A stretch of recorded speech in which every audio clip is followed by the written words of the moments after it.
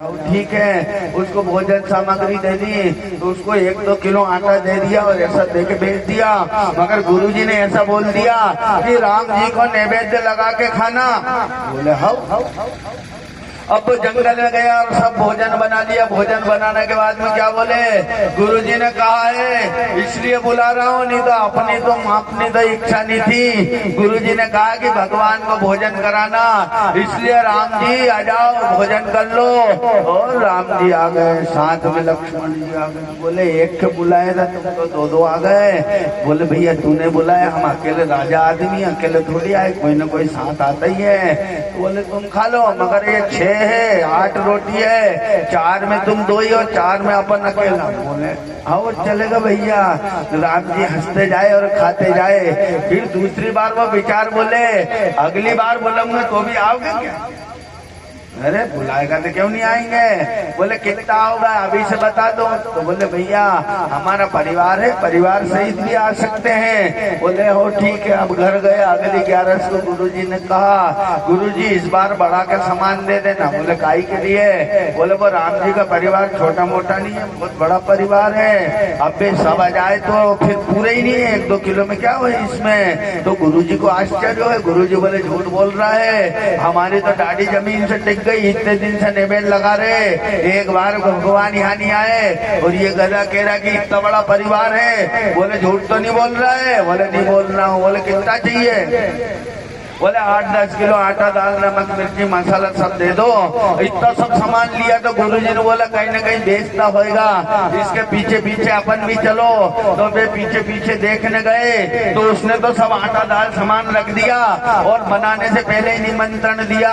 बोले कि आ जाओ राम जी। तो राम जी आ गए, जानकी माता आ गई, भरत जी आ गए। तो बोले जब इतना सब आए तो बोले क्यों रे तूने बनाया तो है नहीं और हमको बुला दिया?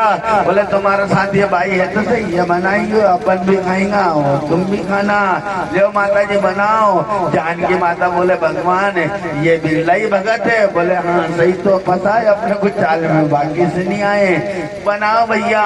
भोजन बन गया, पत्तल सब लग गई है। तो गुरु जी को पत्तल तो लगी हुई दिखे मगर भोजन करने वाले नहीं दिख रहे हैं। गुरु जी बोले पत्तल इतनी सारी है और भोजन करने वाला तो अपना शिष्य अकेला ही दिख रहा है। तो आए गुरु जी, बोले क्यों रही है बताइए पत्तल कौन की लगाई है? बोले गुरु जी तुमको ये नहीं दिख रहा है? देखो ये राम जी, लक्ष्मण जी, भरत जी, हनुमान जी और ये पूरा परिवार बैठा है जे, ये तुमको नहीं दिख रहा है? गुरु जी चकरा गए। बोले नहीं नहीं मेरे को कुछ नहीं दिख रहा है। तो शिष्य ने फिर भगवान से कहा, बोले भगवान मेरे गुरु जी को बताओ कि तुम यही हो, नहीं तो अगली 11 को 2 रुपया भी नहीं देंगे जय राम जी के। तुम बताओ कौन है यहाँ और कौन कौन है, सब समझाओ। तब भगवान ने जैसे ही दर्शन दिया गुरु जी ने शिष्य को प्रणाम किया। बोले भैया मेरे को भगवान क्यों नहीं मिले? बोले जो ज्ञान बांटने में रह जाए वे ही गधे हैं, और जो ज्ञान का अनुसरण करके अपने आप को समर्पण कर दे बस वही परमात्मा को प्यारे हैं। अगर आप में ज्ञान आ गया है तो वो ज्ञान हरि ने दिया है, उसका अभिमान मत करो। कितना ही बड़ा ज्ञान है जाए, निर्मल बने रहो। अरे पूरे ब्रह्मांड की जानकारी रखता हूँ मगर पानी के रेले की तरह रहता हूँ जयराम जी के। ये मैं नहीं हूँ, ये हनुमान जी। मुझे इतना ज्ञानी मत समझ लेना, मुझे तो जितना याद है आपके सामने है। भगवान ने कहा है कि कितना भी ज्ञान हो जाए उसे अभिमान में मत बदलो, क्योंकि ज्ञान तुम्हारा दिया हुआ नहीं है, ज्ञान तो मेरे पिता रघुनाथ की कृपा है। बोलो रामचंद्र भगवान की जय। माँ जानकी की कृपा है, क्योंकि जिसे माता जानकी पढ़ाए उसका ज्ञान कभी नहीं हारता। जानकी माता ने हनुमान जी को पढ़ाया, हनुमान जी का ज्ञान कभी नहीं हारा। इसलिए कहा है जगत में माँ को गुरु मानते हुए आगे जाओ। तो माता बताएगी, अरे माता को कम मत समझना, माता पिता सबका ज्ञान अकेली माता दे सकती है, उसके पास पूर्ण ज्ञान है। या देवी सर्वभूतेषु विद्या रूपेण संस्थितः नमस्तस्यै नमस्तस्यै नमस्तस्यै नमो नमः। मगर तुम्हारा चित्त पवित्र नहीं होगा तो उत्तम विद्याओं की प्राप्ति कभी नहीं होगी। आपके चित्त को पवित्र करो। चित्त में किसी के प्रति ईर्ष्या है, किसी के प्रति बुराई करने का भाव है, किसी को गिराने किसी को उठाने का भाव है, तो उत्तम विद्या तुम्हारे पास कभी भी नहीं आएगी। उत्तम विद्या जब ही आएगी जब तुम विश्व का कल्याण करना चाहो।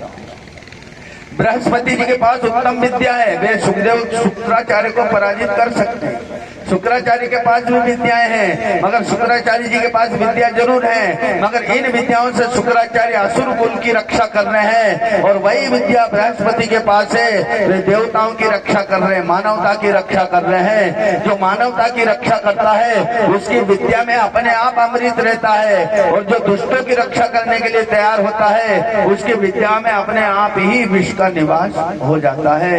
ये प्रकृति का खेल है, ये अपना खेल नहीं है। वो सत्य को पराजित करने की शक्ति किसी गुरु के पास नहीं है, और सत्य को विजय दिलाने वाली बुद्धि बृहस्पति के पास है। बोलो बृहस्पति भगवान की जय। बृहस्पति को कौन ने विद्याएं दी? बोलो सिद्धनाथ भगवान की जय। समस्त सिद्धों को सिद्धियां देने वाले नेमावर में बैठे हुए हैं। भगवान ने कहा शंकर जी के कितने ही लिंग है, 84 लिंग में समझना, कोटि लिंग है। कोटि लिंगों में जो यहाँ लिंग उपस्थित है ये समस्त सिद्धों को देने वाले हैं। ये नाभि स्थान है, नाभि कमल में चेतन चौकी गणपति आसन लीना। नेमावर का कितना बड़ा महत्व है ये मैं आपको कैसे समझाऊं, क्योंकि मुझे पूरा ज्ञान नहीं है, मगर नाभि से देख लेना, मेरे शरीर में नाभि है। इस नाभि में कौन है? नाभि कमल में चेतन चौकी गणपति आसन लीना।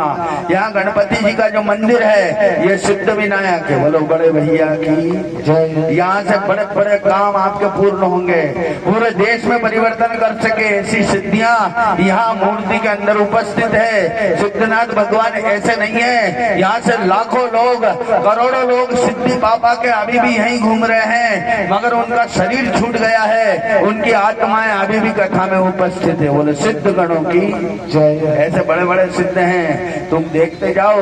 देखने की आंखें नहीं है तो नहीं दिख रहा है, अगर देखने की आंखें आ जाए तो फिर वे ही सिद्ध लोग अभी भी व्यास गादी पे उपस्थित है, आसपास बैठे हुए मेरे मनोबल को बढ़ा रहे हैं। जाओ धर्मेंद्र, अगर अच्छा विचार है तो हम तुम्हारे साथ हैं। बोलो सिद्धनाथ भगवान की जय। ऐसा करके वे हजारों साल पहले जिन्होंने शरीर छोड़ दिया है, ऐसे सिद्धगण भी भागवत में अच्छे कर्म को करने वाले योद्धाओं का साथ दे रहे हैं। ये भगवान सिद्धनाथ भगवान की कृपा है। आप अकेले थोड़ी लड़ सकते, आपके पीछे कोई ताकत चाहिए। जो मेरे पीछे ताकत है, जो सज्जनता के पीछे ताकत है, उस ताकत का नाम ही हनुमान है। बोलो हनुमान जी महाराज की जय। इसलिए कहा है अच्छा कर्म करने जाओ तो लाभ की चिंता नहीं करना। लाभ की चिंता मत करना, मेरे को भागवत करने से क्या लाभ होएगा ये चिंता मत करो। अरे कर्म किए जा फल की इच्छा मत कर ले इंसान, जैसा कर्म करेगा वैसे फल देगा भगवान। कभी भी चिंता नहीं कर सकते कि मैं भागवत करूंगा तो मेरा क्या होगा, मेरे को क्या आमदनी होगी। अरे एक ही आमदनी हो जाए कि सिद्धनाथ भगवान की कृपा चारों युग में हमारे सिर पे रहे, हमारी आत्मा पे रहे, इससे बड़ी दक्षिणा और कोई सी हो नहीं सकती। हमारे गुरु हम पे कृपा करें, ऐसी कृपा करें कि चारों युगों में हम गुरु आज्ञा में रह सकें। यही दक्षिणा सबसे बड़ी दक्षिणा है। बाकी पैसे की दक्षिणा से कभी हाथ में भाव मत करना। क्यों नहीं करना? क्योंकि जो देना होगा वो देगा, जो लेना होगा वो देगा। मगर एक बार परमात्मा की कृपा हो गई तो फिर बस उसी कृपा से देव भगत न पायनी भक्त सदा सत्संग। हनुमान जी ने ऐसे ही मांगा है। हनुमान जी से राम जी ने कहा मैं प्रसन्न हूँ। बोल हनुमान क्या मांगता है? बोले देव भगति अनपायनी भक्त सदा सत्संग। जीवन में सत्संग करता रहूं और आपकी कथा करते करते जीवन बीते, यही मेरी इच्छा है। ऐसा भगवान ने कहा है। अब आप कथा में आगे की तरफ चले तो कृष्ण भगवान ने उस राक्षस को मार दिया। भगवान को उनने जैसे बांध दिया तो भगवान क्या करे, बंद भी गए। माता कचरा फेंकने गई, घूड़ा फेंकने गई, भगवान खड़े हुए और जोर जोर से उखल को झटका दिया तो उखल से बात कर रहे। बोले उखल घूमने चले क्या? उखल बोले हमारा हाथ ना पाओ, हम कहाँ से घूमने जाएं। जैसे ही इशारा किया वैसे ही आगे की तरफ गिरे और उखल गुड़कता गुड़कता यमला अर्जुन नाम के दो पेड़ हैं, ये पूर्व जन्म के श्रापित है, इन्हें दुर्वासा जी ने श्राप दिया है। ये दोनों नर्मदा जी में ऐसे नहा रहे, गंगा गंगा जी में ऐसे नहा रहे हैं तो नग्न नहा रहे हैं, जवान है नग्न नहा रहे। ज्ञानी नंगा नहाए तो चले, मगर मूर्ख नंगा नहाए तो नहीं चलेगा जयराम जी की। दोनों में अंतर है। अभी उज्जैन सिंहस्थ में जाना, हजारों नंगे साधु नहाएंगे, तुम्हें नग्न होकर नहाएंगे वो अलग बात है, मगर हमारे जैसे लड़के नंगे नहाए तो जूते पड़ेंगे जयराम जी की। क्योंकि मालूम है कि ज्ञान किसको कहते हैं, अज्ञान किसको कहते हैं। वो जो दिगंबर स्नान करने वाले दोनों ग्रह, दोनों जो गंधर्व थे, उनको दुर्वासा जी ने समझाया, नारद जी ने समझाया। बोले वो ऐसा नहीं नहाना चाहिए, ऐसा ये सही नहीं है। बोले अरे महाराज तुम चुप रहो, हमारा शरीर हम कैसे भी नहाए।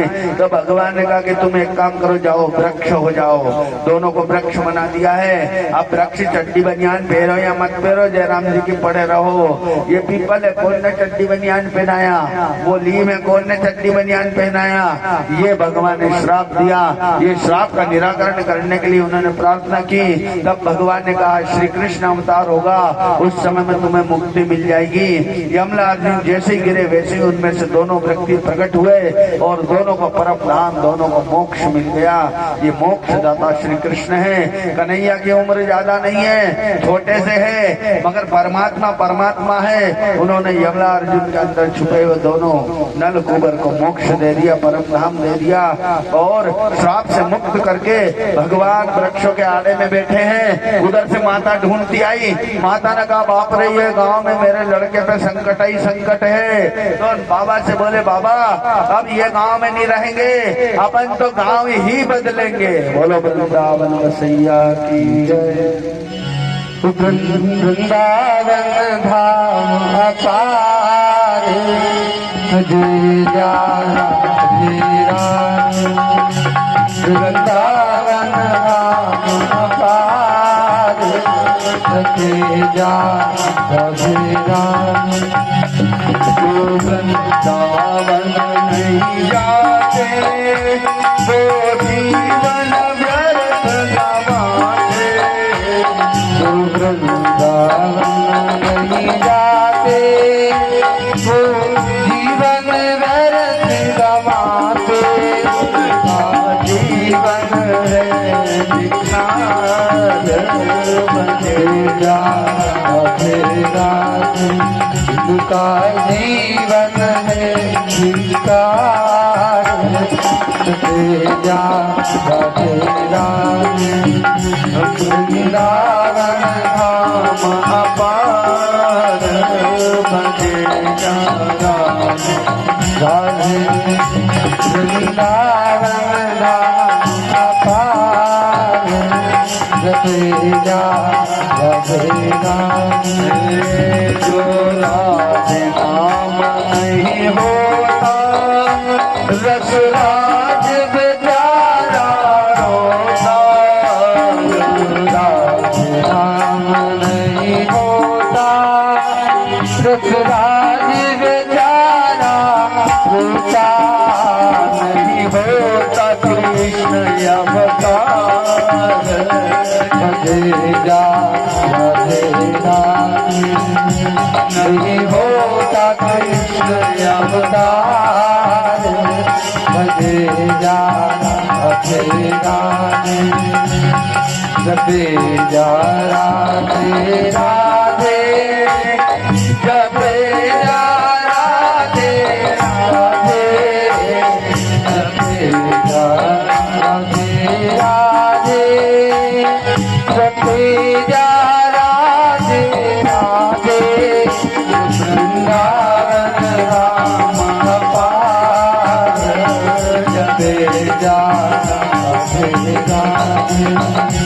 वृंदावन नाम अपार रामचंद्र भगवान इसमें क्या कहा है? जो राधे नाम नहीं होता रसराज बेचारा रोता।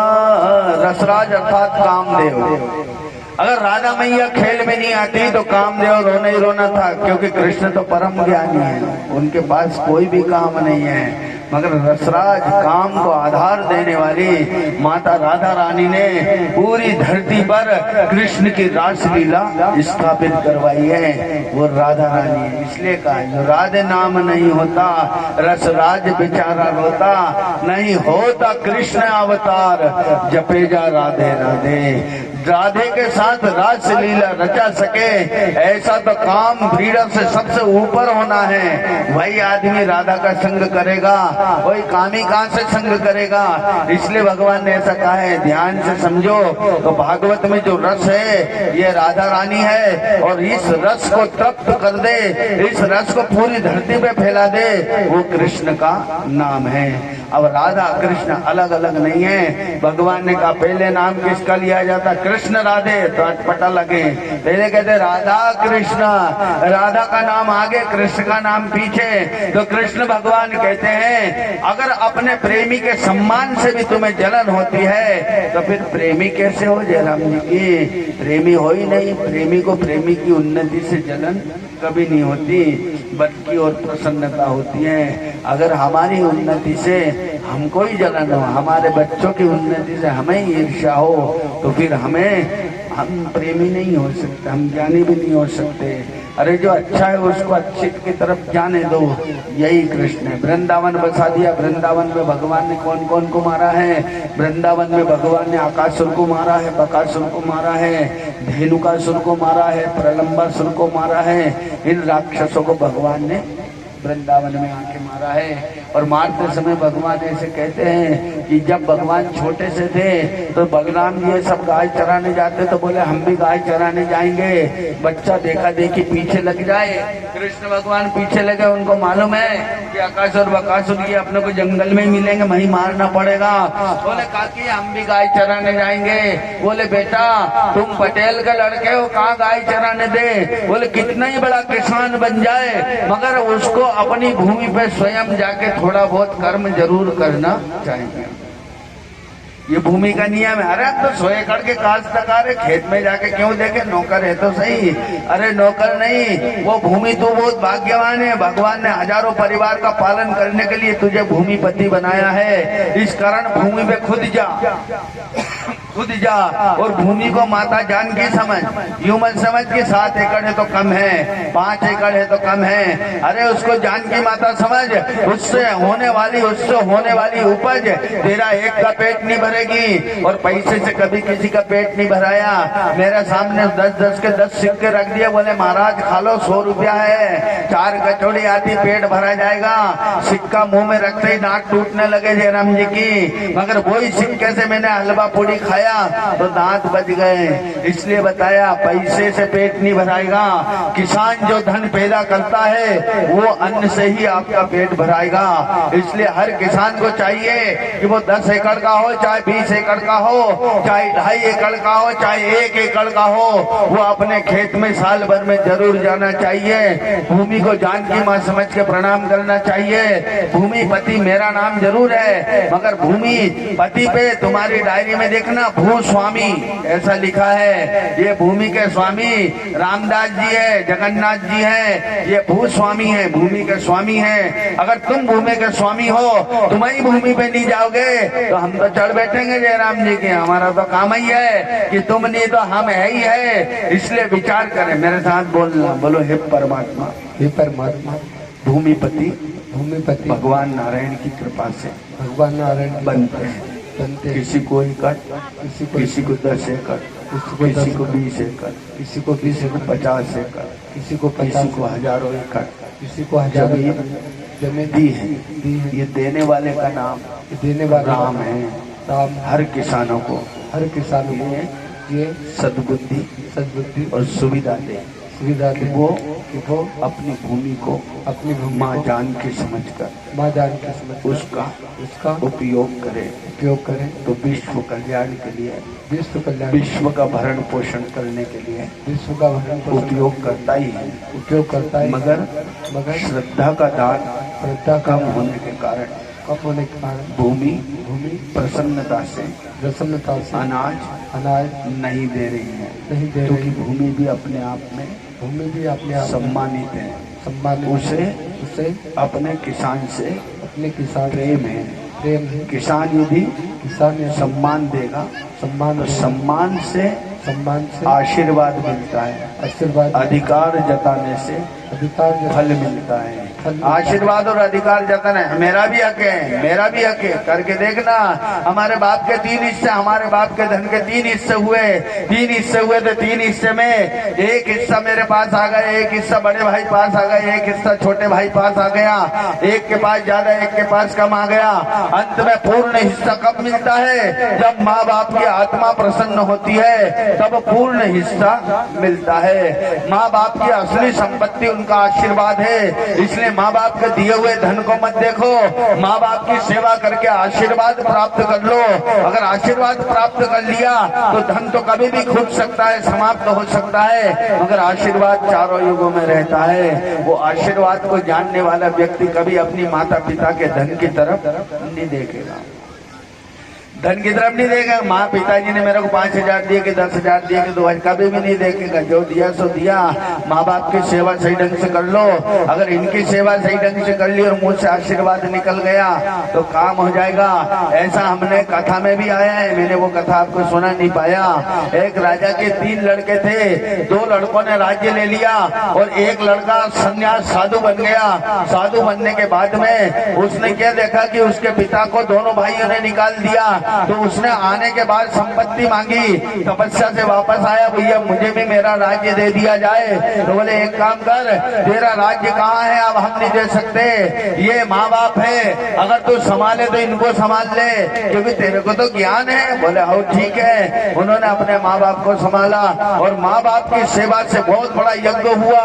उस यज्ञ में देवता प्रसन्न हुए और जब देखा कि अपने लड़के के पास कुछ भी नहीं है तो उन्होंने अपने लड़के को एक बात बताई। बोले इतना बड़ा महायज्ञ हो रहा है, इस यज्ञ में जाके तू इतनी सी शिक्षा दे दे बेटा, तो यज्ञ का बचा हुआ धन सब तेरे पास आ जाएगा।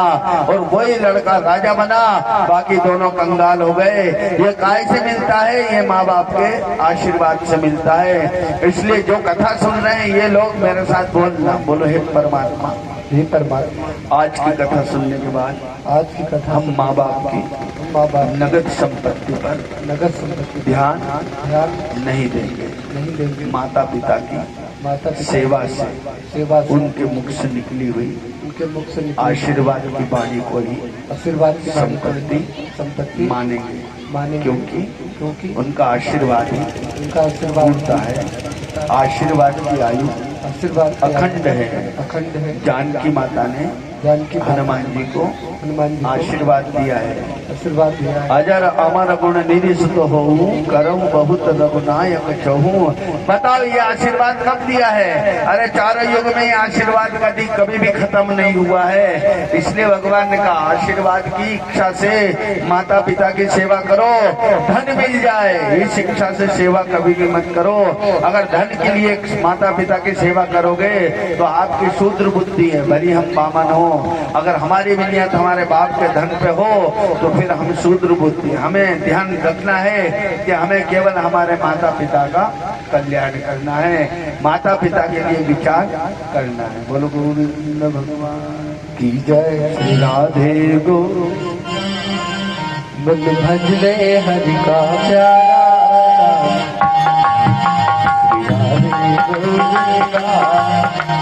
भजले हरि का प्यारा, गोपाला हरि का प्यारा नाम है, गोपाला का प्यारा। राधे गोविंदा भजले का प्यारा। मोर मुकुट सुर कैसर केसर तिलक लगावे, केसर लगावे। मधुर मुरलिया जबाई बजावे, हरले सुध बुध सारी। हरले सुध बुध सारी। राधे गोविंदा भजले का प्यारा, गोपाला हरि का प्यारा नाम है, गोपाला का प्यारा। श्री राधे गोविंदा भजले का प्यारा गोपाला प्यारा नंदलाला प्यारा गिरधर नागर गाती मीरा सुर को श्यामल भावे सुर को चावल तुकाराम और नाम देव जिन विठ्ठल विठ्ठल गाया हा विठल विठल गाया भजले हरि का प्यारा गोपाला हरि का प्यारा नाम है गोपाला हरि का प्यारा गोपाला हरि का प्यारा नाम है गोपाला हरि का प्यारा श्री राधे बंद भजले हरि का प्यारा गोपाला का प्यारा गुलाला का प्यारा गोविंद भगवान की जय। भगवान ने आपसे कहा है कि सरल हृदय कहा होता, दया कहाँ थी? भगवान कृष्ण से सही पूछ लिया, भगवान ये बताओ कि आप ज्यादा प्रेम भाइयों से करते हो कि भैया से करते हो?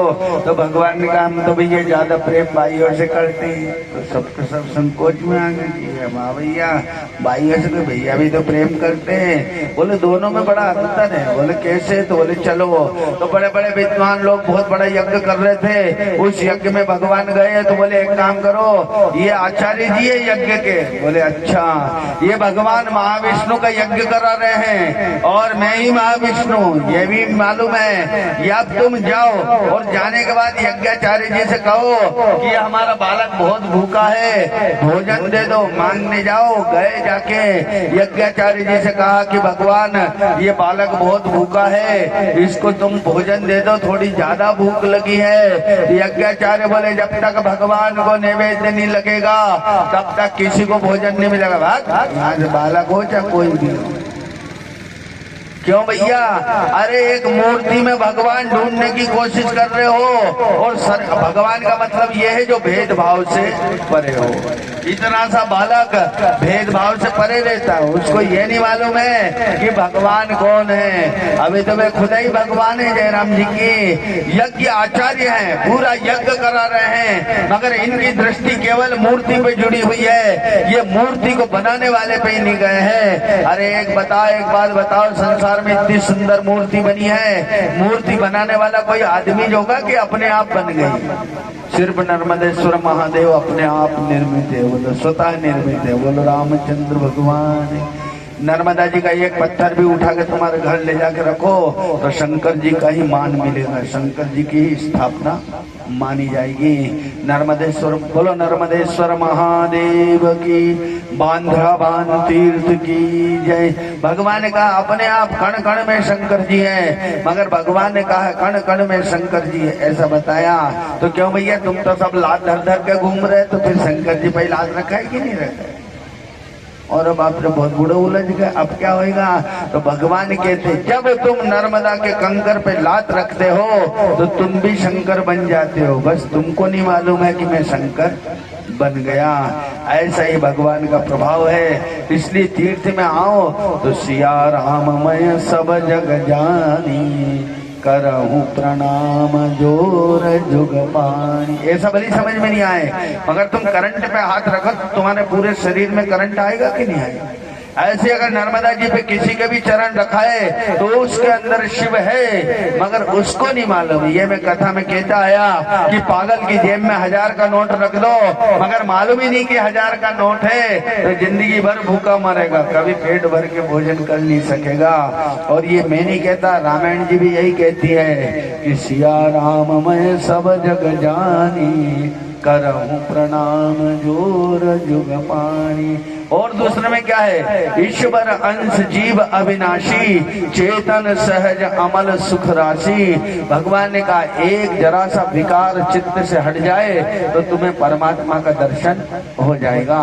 भगवान कहता है ये बुद्धि और दुर्बुद्धि का खेल है। पूरा सत्संग सुनोगे और दुर्बुद्धि मर गई तो तुम्हें ईश्वर का दर्शन इसी कथा में हो जाएगा, और दुर्बुद्धि नहीं मरी तो कथा पे कथा सुनते जाओ, वहां के वहीं रहो। मेरे घर एक बबूल का लकड़ी पड़ी हुई थी, 10-12 साल से पड़ी हुई थी, उसकी गति नहीं सुधरी। मगर 12 साल बाद जब भागवत जी का समय आया तो बोले गुरुजी लकड़ी चिरवाना, मैं कीजिए पड़ा है ढूंढ जयराम जी की। तो 12 साल से पड़ा था, जो आरा मशीन पे गया तो 1-1.5 घंटे में तो टुकड़े टुकड़े हो गए, और 7 दिन में पता ही नहीं लगा जयराम जी की, क्योंकि वो पड़ा था, किसी को उपयोग नहीं आ रहा था। और जैसे ही उसको उपयोग में लिया तो 12 दिन में काम खत्म हो गया, 7 दिन में काम खत्म हो गया। ऐसे ही तुम्हारा मेरा शरीर है, इस शरीर का सदुपयोग जब ईश्वर करता है तो इसकी कीमत होती है, और पड़ा रहता तो इसकी कोई भी कीमत नहीं होती है। अब आपको कथा में आगे से जाएंगे तो भगवान भक्तों को धन्य करने के लिए भगवान ने फिर अवतार धारण किया है। तो वही अवतार धारण करके भगवान ने अपने अन्य गोप वालों को सुधारा। तो कौन को? अगासुर को मारा। अगासुर अर्थात वो आदमी है जो अभी भी कलयुग में तुम्हारे अंदर हमारे अंदर उपस्थित है। अगासुर का मतलब है मेरी तो संपत्ति है ही सही, मेरी जेब में तो 500 रुपया है, मगर मैं तुम्हारा भी 500 छुड़ाना चाहता हूँ, तो समझ लो मैं अगासुर हूँ। बकासुर किसे कहते हैं? सज्जन आदमी की बोलती बंद कर रहे हो, सोच सही बोल रहा है उसके सामने बकबक कर रहे हो, सत्य को दबा रहे हो और असत्य को विजय दिला रहे हो, तो बकासुर नाम का राक्षस जिंदा है। अब आप समाज में देख लेना, जो सही बोलने वाले हैं उनसे क्या बोल रहे हैं, अपने को क्या करना, तू तो बोले ही मत। क्यों रे? सत्य के साथ नहीं बोलने दे रहा है तो फिर तू किसके साथ बोलने देगा जयराम जी की? सत्य क्यों डर रहा है? क्योंकि असत्य के साथ 4 आदमी खड़े हैं और सत्य के साथ 2 आदमी भी नहीं है। तो असत्य डरा हुआ, सत्य डरा हुआ है और असत्य बलवान हो रहा है। अगर सत्य के साथ 4 आदमी हो जाए तो सत्य बलवान हो जाएगा। अरे 4 नहीं 2 ही हो जाए तो बलवान हो जाए, और 2 भी नहीं 1 ही खड़े हो जाए तो विजयी हो जाए। बोलो हनुमान जी महाराज की। एक अच्छा आदमी के पीछे एक अच्छा आदमी खड़ा हो जाना चाहिए।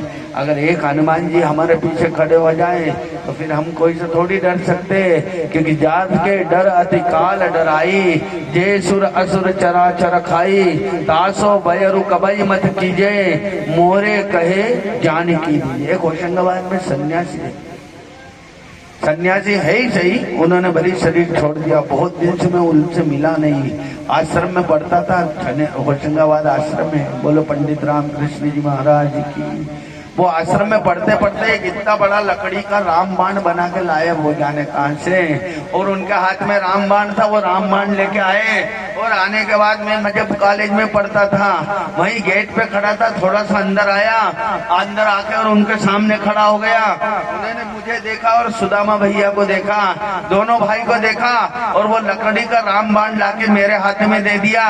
बोले ले पकड़ रामबाण, यह रामबाण है। मैंने कहा हो, मैं नहीं जानता था कि ये कितने बड़े संत हैं। उनका दिया हुआ रामबाण 20-22 साल के बाद जब मुझे जरूरत पड़ी तो अचानक चित्त में वे महात्मा आए, अरे तू इतना बड़ा अधिकारी, इतना बड़ा रामबाण तेरी रक्षा के लिए खड़ा है, तू क्यों डर रहा है? क्योंकि मेरे पास कहाँ रामबाण है। जब समझ में आया कि वो रामबाण देने वाले संत और कोई नहीं, हनुमान जी महाराज जी थे। बोलो हनुमान जी महाराज की।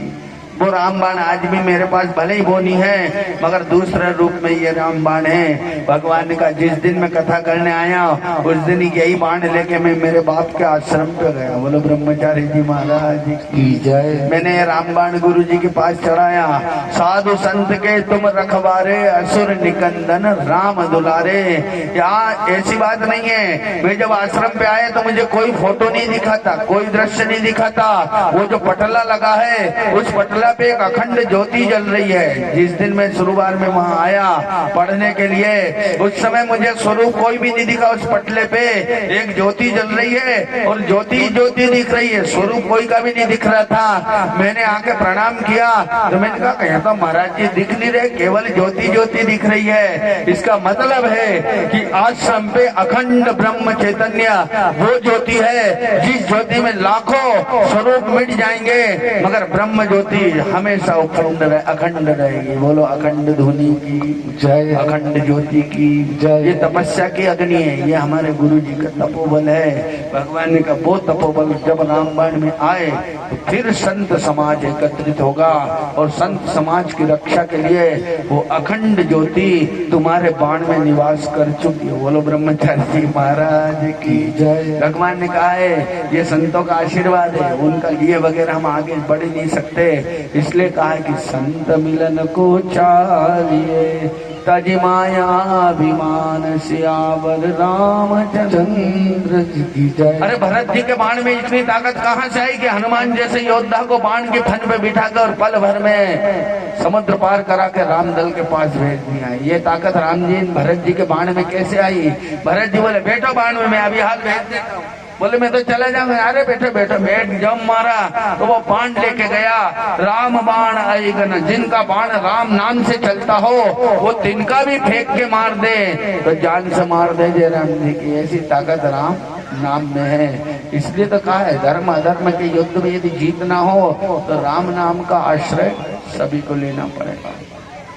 व्यवस्था मत बनाओ, व्यवस्था तो अपने आप बन जाएगी। अरे राम नाम के द्वारा मेरा मतलब है संत बनो, साधु बनो, सब बनो, मगर अधर्म को देखकर चुप मत बैठो। माला घुमाने की जरूरत नहीं है। सामने अधर्मी खड़ा है तो निपटाने की जरूरत है, उसको हटाने की जरूरत है। उसको भैया राम देखेंगे। विश्वामित्र जी ने ऐसा किया। विश्वामित्र जी को तो मालूम हो गया था कि 3 लोग 14 भुवन के राम ने जन्म ले लिया है, तो अब मुझे तो अहिंसा का मार्ग छोड़ देना चाहिए।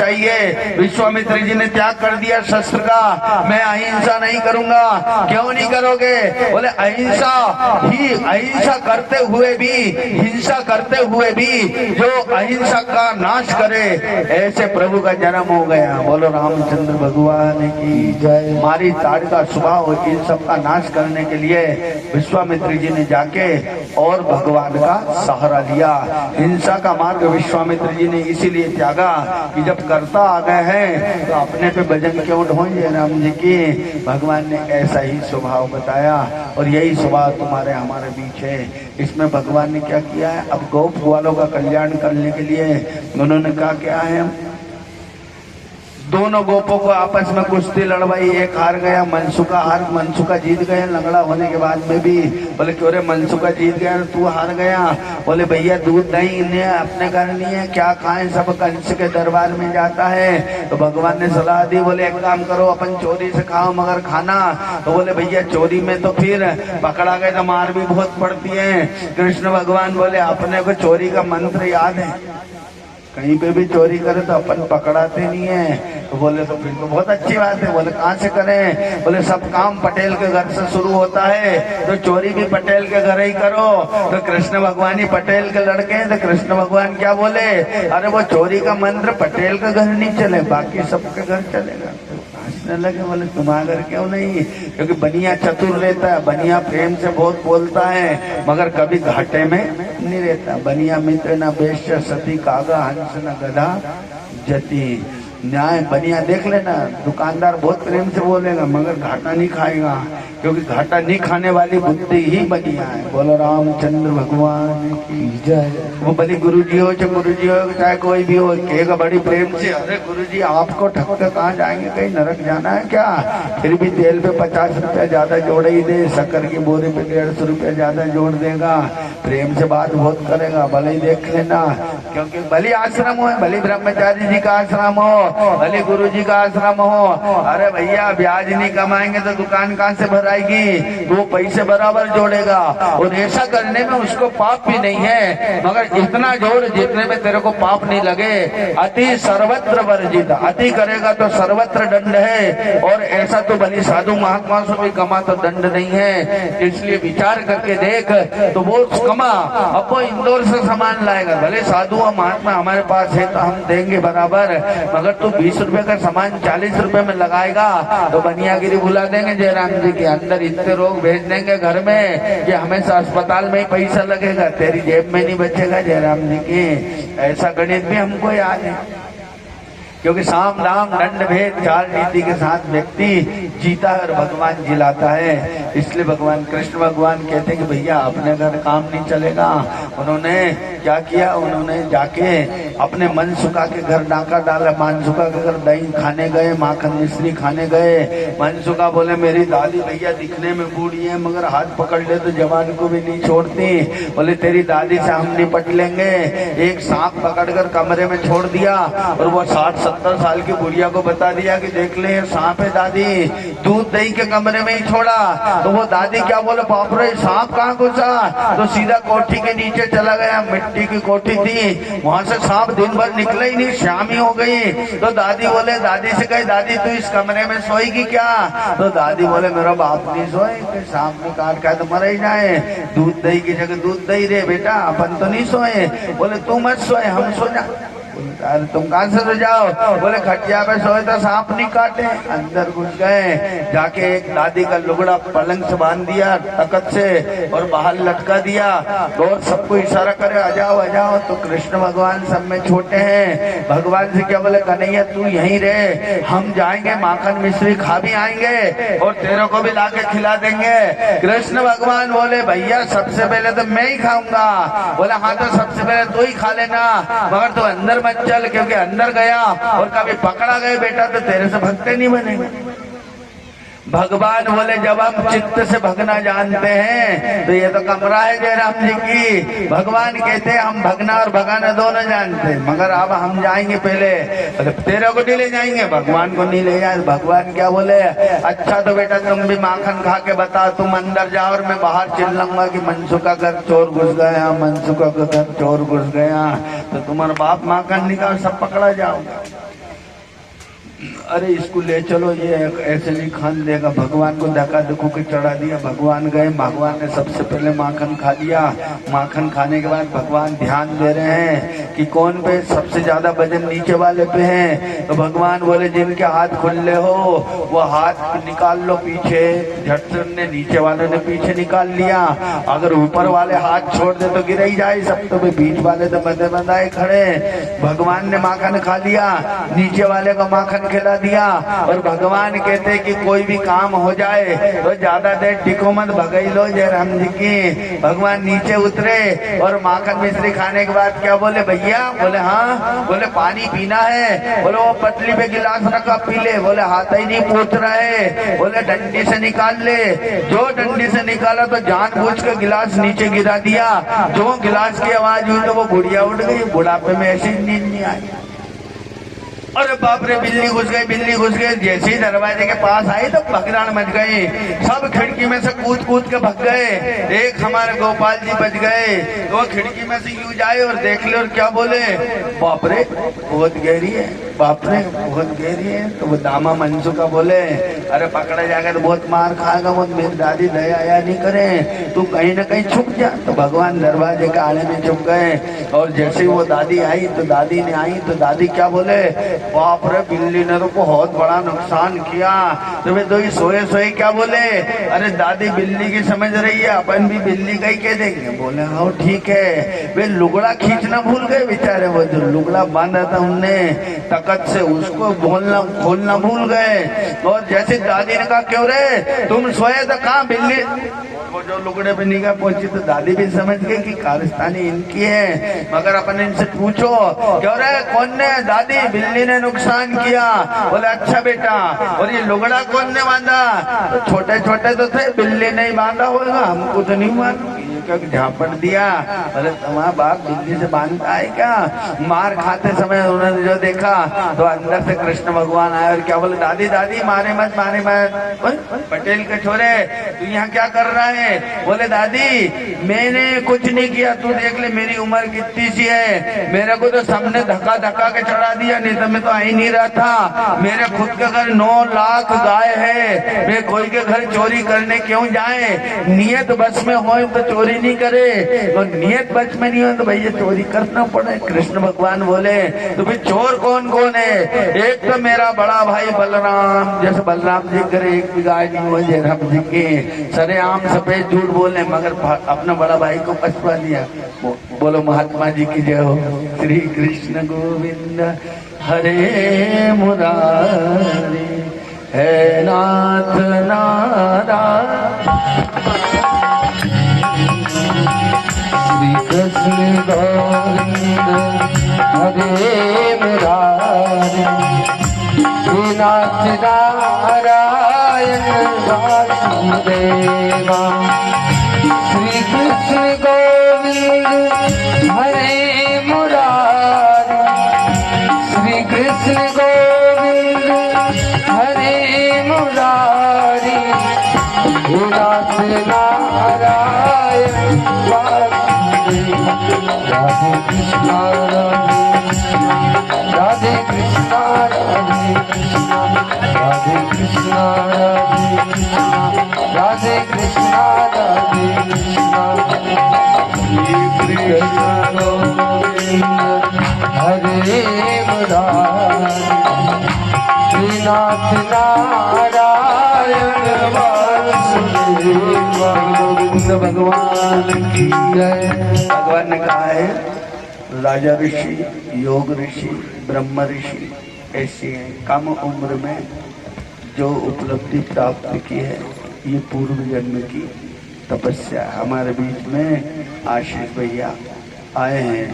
भगवान ने कहा उम्र में तो मेरे से भी छोटे हैं, मतलब भगवान का देश सेवा अपने आप में सेवा है, इसलिए एक बार प्रसन्नता से कीर्तन करें इनके लिए। बोलो रामचंद्र भगवान की जय। श्री राम जय राम जय जय राम, श्री राम जय राम जय जय राम, श्री राम जय राम जय जय राम, श्री राम जय राम जय जय राम, श्री राम जय राम जय जय राम, श्री राम जय राम जय जय राम, श्री राम जय राम जय जय राम, श्री राम जय राम जय जय राम। बोलो श्री राम जय राम जय जय राम, श्री राम जय राम जय जय राम, श्री राम जय राम जय जय राम,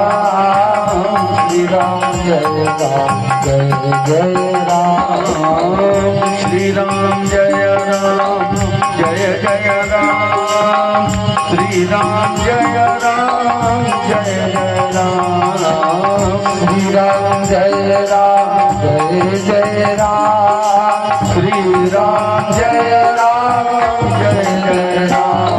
बोलो श्री राम जय राम जय जय राम, श्री राम जय राम जय जय राम। बोलो राजा रामचंद्र भगवान की जय। बोलो बोलो हे परमात्मा, हे परमात्मा सरल स्वभाव से सरल स्वभाव जीना भी जीना भी बड़े ज्ञान का बड़े ज्ञान परिचय है। परिचय सरलता ही सरलता ईश्वर को ईश्वर को प्रिय है। प्रिय है। इस सरल स्वभाव वाले सरल स्वभाव बालक को बालक भारत माता भारत और बड़ा पद और बड़ा प्रदान करेगा। प्रदान ये हम देखा देखी नहीं बोल रहे, देखा देखी ये हम योग्यता देखने की योग्यता देख बात बोल रहे हैं। बात बोल रहे हैं, क्योंकि अभिमान शून्य होकर शून्य होकर कर्म करना ये ब्रह्म की ब्रह्म बुद्धि है। बुद्धि इस बुद्धि को हम इस बुद्धि प्रणाम करते हैं। प्रणाम कर भगवान सदैव सदैव सुरक्षित रखे, सुरक्षित सम्मान के सम्मान सही बोलो रामचंद्र भगवान की जय। अब शुरू से अभी तक कर्म करते आ रहे, सब कर्मों में हर भागवत में उनका विशेष सहयोग है। भगवान ने कहा है आत्मिक सहयोग है, ये सहयोग सदैव सत्कर्म के लिए होता है। मैंने आज तक मेरे सब साथियों को मालूम है, कभी किसी मैंने नेताजी को आगे नहीं रखा, मगर मैं इन्हें नेता नहीं, एक महात्मा के रूप में ही देखता आया हूँ। भगवान ने कहा सुनो विभीषण प्रभु की नीति, कराऊं सदा सेवक पर प्रीति। जो अपने आप को सेवक समझ के सामने आ जाए तो फिर हनुमान उन्हें अभय दान देते हैं, और कोई कर्ता बन के आए तो जयराम जी की निपटा भी देते हैं। बोलो रामचंद्र भगवान की। दोनों ही ध्यान बराबर का रखते हुए भगवान कहते हैं यही कर्म है, और इसी कर्म को आगे बढ़ाते हुए सज्जनों का सम्मान बढ़े और दुष्टों का विनाश हो, ये भागवत का मुख्य उद्देश्य ही यही है। तीर्थों में भागवत करते आ रहे हैं अपन, तीर्थों में हम क्या मांग रहे हैं कि सज्जन आदमी श्रेष्ठ शिखर तक पहुंचे और दुष्ट आदमी पहुंच नहीं सके। इसलिए हम श्री कृष्ण भगवान से यहाँ नेमावर सिद्धनाथ घाट में ये भागवत का मूल उद्देश्य ही ये है। अगर यही उद्देश्य हमारा पूर्ण हुआ तो पूरी धरती पर विश्व शांति होगी। हिंदू धर्म की शक्ति को सबल बनाने के लिए 12 लक्ष जाप अपन ने नेमावर में रखे हैं। ये 12 लाख जाप पूर्ण होते ही बराबर हिंदू शक्ति अर्थात गौ माता, बोलो गौ माता की जय। हिंदू शक्ति अर्थात माता जानकी, ये हिंदू शक्तियां हैं। अगर इनकी सामर्थ्य और इनके सम्मान के लिए हम तुम नहीं जिए तो फिर हम हमारे धर्म को खो देंगे। इसी धर्म को आगे बढ़ाने के लिए भगवान ने श्रीमद् भागवत में वचन दिया है कि कोई मुझे व्यापार की दृष्टि से करे तो मैं उसे माला माल कर देती हूँ, कोई मुझे ज्ञान की दृष्टि करे तो मैं विद्वान बना देती हूँ, मगर कोई लोक कल्याण के लिए करे तो विश्व प्रसिद्ध कर देती हूँ। बोलो रामचंद्र भगवान की जय। ये भागवत है, कौन को क्या चाहिए वो इस हिसाब से मांगे और इसी हिसाब से जीवन जीना पड़ेगा। इसलिए भगवान ने कहा है आप आपकी योग्यताओं पर नहीं भागवत के बल पे विश्वास करो। भगवान ने कहा, अंगद ने ऐसे ही कहा था कि मैंने बोल तो दिया है मगर मेरी टांग उठा के कोई ने फेंक दी तो क्या करूंगा। तो सीधे से लक्ष्मण जी की आवाज आई, बोले अंगद जो राम काज के लिए हुंकार भरते हैं उनकी टांग अधर्मी कभी नहीं हिला सकते। जयराम जी की वो राम काज करके ही मानता है। ऐसे ही अंगद की तरह कलयुग में धर्म जमे, इसी भाव से हमारी भागवत सिद्धनाथ भगवान को समर्पित। राजा में भगवान का अंश लेता है और इस क्षेत्र का है राजा भी है जयराम जी की। तो भगवान ने कहा ये भगवान का अंश। गीता जी में कहा है सम्मानित पुरुषों के अंदर सम्मान मैं हूँ, और सम्मान के लायक हो तो दुर्योधन भी राजा था, मगर भगवान कहते हैं सम्मानित होता है, हृदय में झलक दिख जाती है, और सरलता ही मेरा परिवार है और सरलता ही मेरे रिश्तेदार हैं। इसलिए भगवान ने कहा, कथा का अगला भाग है, भगवान ने कहा मनसुखा ने अपने घर से मनसुखा की दादी को भगवान ने दर्शन दिया कि मैं नारायण हूँ। दूसरे में ललिता सखी के यहाँ दर्शन दिया कि ये जो गोप ग्वाल है ये सब गोप ग्वाल होते हुए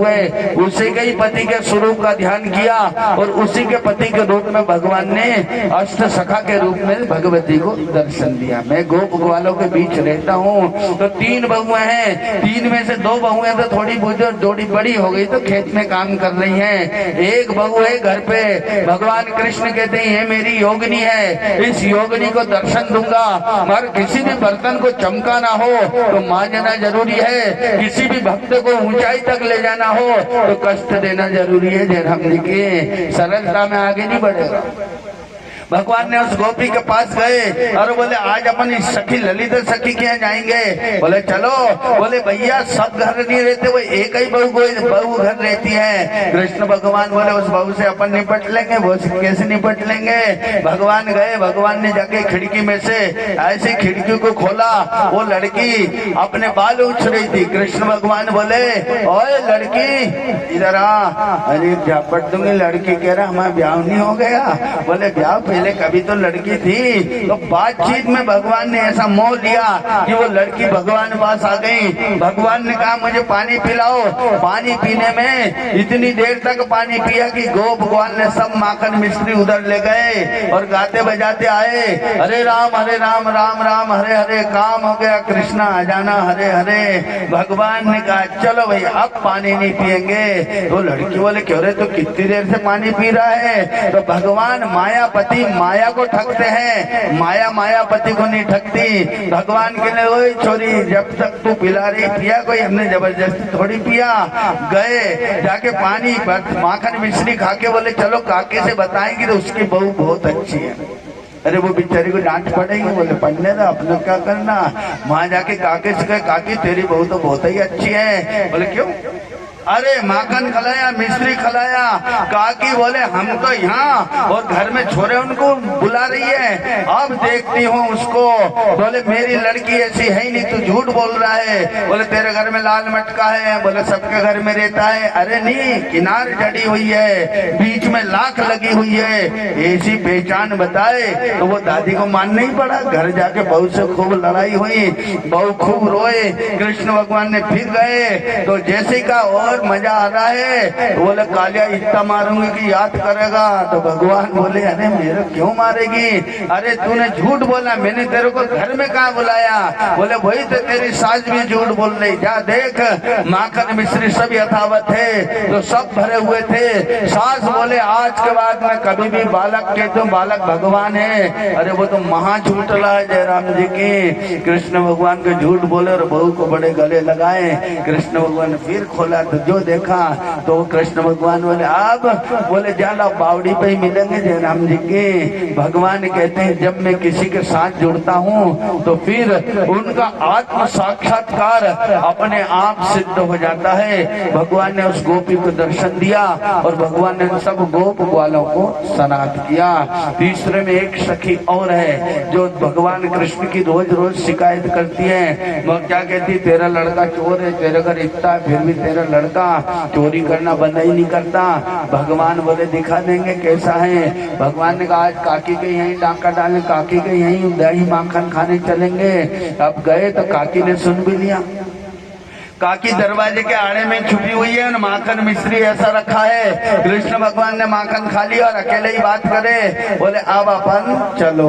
और एकदम काकी ने पकड़ लिया हाथ, चल तेरी माई पास। जैसे माई पास ले गए तो भगवान ने हाथ पकड़ा और भगवान पीछे पीछे जा रहे हैं और सब गांव वाले कह भी रहे हैं अरे भाई बेचारे को छोड़ दे, अरे ये बेचारा नहीं है, ये बहुत बड़ा लुच्चा है, ये ऐसा करता है, ये ऐसा। यानी मालूम कि अपने पति का हाथ पकड़ रखा है और अपने पति को घसीटती हुई ले जा रही है। भगवान कहते यशोदा के पास पहुंच गई, वहां ले जाके खड़ी होकर बोल रही यशोदा देख तेरा छोरा। जो देखा कि बाप रे तो मेरे ही घर वाला है, तो इतनी जोर से घूंघट खींचा कि भाइयों के आगे रहता है बीतावर का घूंघट, अब पीछे बीतावर बता, बाकी सारी धोती आगे खींच लीजिए राम जी के। और ऐसी जोर से भक्ति भक्ति घर गई। गए काका जी से कहो कि काकी को भूत लगा है, घर जा। काकी से कहा तो काकी ने आके, काका जी घर आए, घर आके बोले क्यों रे, क्यों तेरे को क्या हो गया? बोले आज के बाद बाजार में तुम्हारा हाथ कभी नहीं पकड़ूं। तो घर वाले को शंका हो गई कि इसने बाजार में कौन का हाथ पकड़ा, तो खूब लड़ाई हो। तूने कौन का हाथ पकड़ा बता, उसका हाथ काट दूंगा, उसका पांव काट दूंगा और पहले तो तेरे को ऐसा करूंगा। अब खूब रोए गाए तो भगवान कृष्ण खड़े खड़े मुस्कुराए। बोल काकी आज के बाद अपने को चोर बताएगी? बोले मेरा बाप नहीं बताए। तब भगवान ने अपना दर्शन दिया, दोनों पति पत्नी को दर्शन देके धन्य कर दिया। भगवान जब मजाक भी करते नहीं तो मौत तक ले आते हैं। बोलो रामचंद्र भगवान की जय। और कब वो तुम्हें सनात करे ये भगवान जाने, ये भगवान की सूक्ष्म बचपन की लीला है।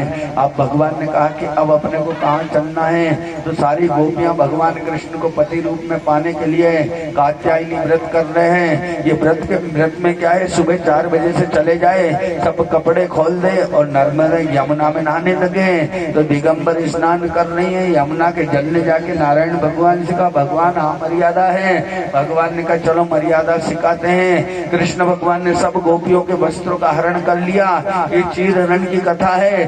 तब गोपियों को भगवान ने बांसुरी के स्वर से पास बुला लिया, उठक बैठक लगवाए, भगवान ने उनके सारे कपड़े दिए। अब भगवान के सामने कौन नर और कौन नारी ये कथा समझ जाओगे तो आपको चीर हरण की कथा समझ में आ जाएगी। जहाँ आदमी भी औरत हो उनका नाम जगदीश्वर है। बोलो कृष्णचंद्र भगवान की जय। ये जितने भी लोग कथा सुन रहे हैं, आत्मा त्वम गिरिजामति, अगर आत्मा गिरिजा है तो शिव कौन है? बोले शिव अनंत है। पुतले पे ध्यान मत देना, हर व्यक्ति के अंदर शक्ति ही काम करती है। शरीर है तो शव है और शक्ति है। तो ये हाथ पैर हिल रहे हैं, मैं जो बोल रहा हूँ ये बगैर शक्ति के नहीं बोल रहा हूँ। अगर बोल रहा हूँ तो कोई शक्ति है तो ही बोल रहा हूँ। ऐसे ही आपसे कहा है शिव और शक्ति का खेल है, भगवान ने समझा दिया। अब यहाँ एक एक करके आपको आपके लक्ष्य तक पहुंचने तक आना है। तो सब गोपियों को भगवान ने चीर हरण की मेरे साथ बोलना। बोलो हे परमात्मा, हे परमात्मा, हर स्त्री पुरुष हर स्त्री गंदे चरित्र को जानता है, फिर भी कथा में बैठा हुआ है। फिर भी कथा में बैठा। इसका कारण है, इसका कारण कि गंदगी भी जरूरी है। इस गंदगी का रहस्य सदगुरु समझाएं। तो इसमें समझने के लिए यह है कि ब्रह्मा जी ने ऐसा कहा है कि तुम बड़े होके गृहस्थ में प्रवेश करो और गृहस्थ के कर्म करते हुए संतान को पैदा करो। ये पहला ज्ञान कौन ने? ब्रह्मा जी ने तुमको दिया है। फिर दूसरा ज्ञान दिया है, संतान का जन्म हो जाए उस संतान का पालन पोषण करने के लिए उत्तम व्यापार, नौकरी चाकरी कुछ भी करो।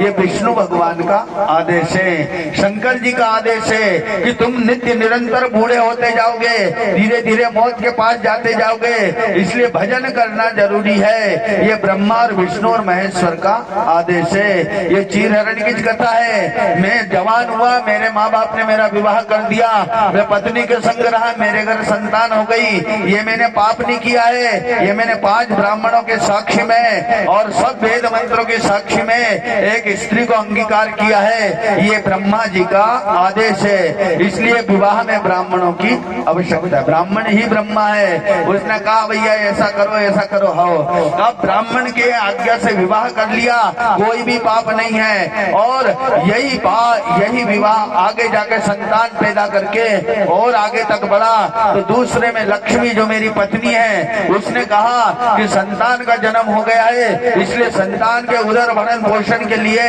आप कोई उत्तम कर्म आरंभ कीजिए। मैंने पालन पोषण के लिए नौकरी व्यवसाय का कार्य आरंभ कर दिया। फिर अचानक मेरा गुरु मेरे सामने आया।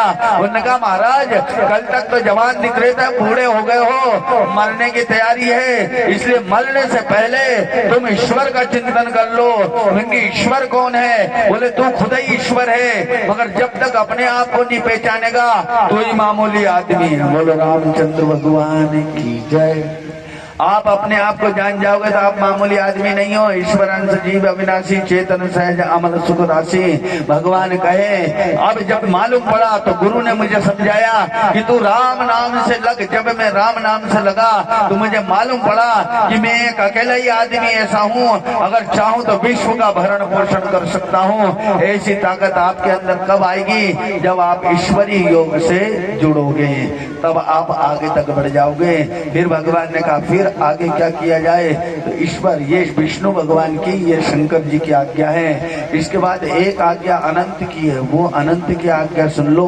अनंत में अपना अंत ढूंढो, सबसे झूठ बोलो मगर अपने आप से झूठ मत बोलो। जयराम जी की, जो आदमी अपने आप से झूठ बोलता है बस उसी की दुर्गति होती है। बोलो गोविंद भगवान।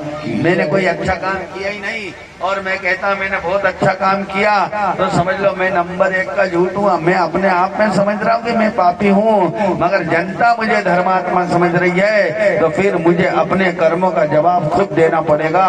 वो स्थान अलग है और ये स्थान अलग है। ये चीर हरण की इधर बोलो गोविंद भगवान की जय। एक बार और बोल दो, बोलो हे परमात्मा, हे परमात्मा, इन सब कर्मों को करते हुए भी इन सब कर्मों जीव को आज आज जहाँ हम बैठे हैं जहाँ ये सत्संग है, ये सत्संग सब कर्म भूल के सब कर्म हम सत्संग का साथ कर रहे हैं। यही चीर हरण की कथा है। यही चिरहरण की हमारे मन में हमारे मन जिन कर्मों को हम जिन पाप समझ रहे थे, आप समझते हैं, यही ब्रह्मा की यही ब्रह्मा आज्ञा से गृहस्थ धर्म है।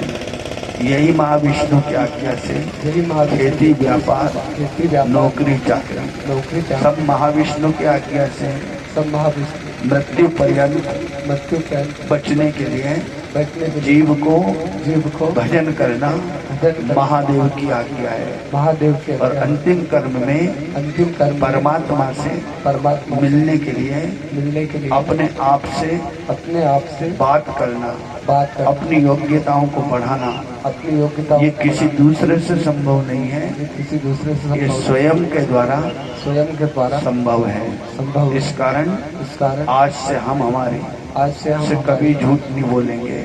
कभी झूठ जैसी योग्यता है जैसी योग्यता उसी योग्यता को उसी गुरु मंत्र के द्वारा गुरु मंत्र के द्वारा आगे बढ़ाएंगे। आगे बढ़ाएंगे। प्रारब्ध बड़े से बड़ा सुख दे सकता है, प्रारब्ध बड़े से बड़ा सुख देता है। प्रारब्ध ही प्रारब्ध परमात्मा से परमात्मा से मिला सकता है। मिला सकता है। प्रारब्ध प्रारब्ध का जन्म सत्कर्मों से सत्कर्मों से होता है और प्रारब्ध का ही जन्म प्रारब्ध का ही दुष्कर्मों से भी दुष्कर्म से होता है।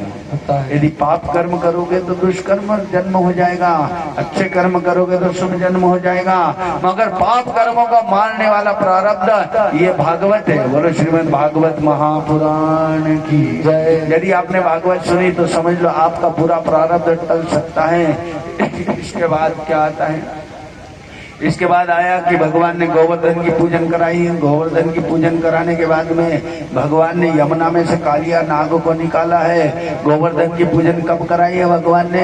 हनुमान जी ने गोवर्धन को वचन दिया था कि गोवर्धन जब हमारा अवतार होगा, जब राम अवतार होगा, जब तुम्हें पूज्य स्थान मिलेगा। क्योंकि राम रावण युद्ध में पुल बनाने के लिए उन्होंने उसको उठा के ले गए थे और बीच में ही पटक दिया। उन्होंने कहा पुल बन गया, आप कोई पत्थर इकट्ठा मत करो, जहाँ वहीं पटक दो। पटक दिया तो गोवर्धन ने कहा भैया हम घर के रायना घाट के तुमने बीच में पटक दिया। बोले तुम जल्दी ज्यादा मत करो, द्वापुर के अंत में राम जी कृष्ण बनेंगे और तुम्हें नख पे धारण करेंगे तो समझ लेना परमात्मा ने तुम्हें धारण कर लिया, तुम्हारा जीवन धन्य हो जाएगा। बोले ओ ठीक है। अब द्वापुर का अंत आ गया है और गोवर्धन की पूजन भगवान करा रहे हैं। इधर कालिया नाग के अंदर जाके कालिया नाग को यमुना से बाहर निकाला है।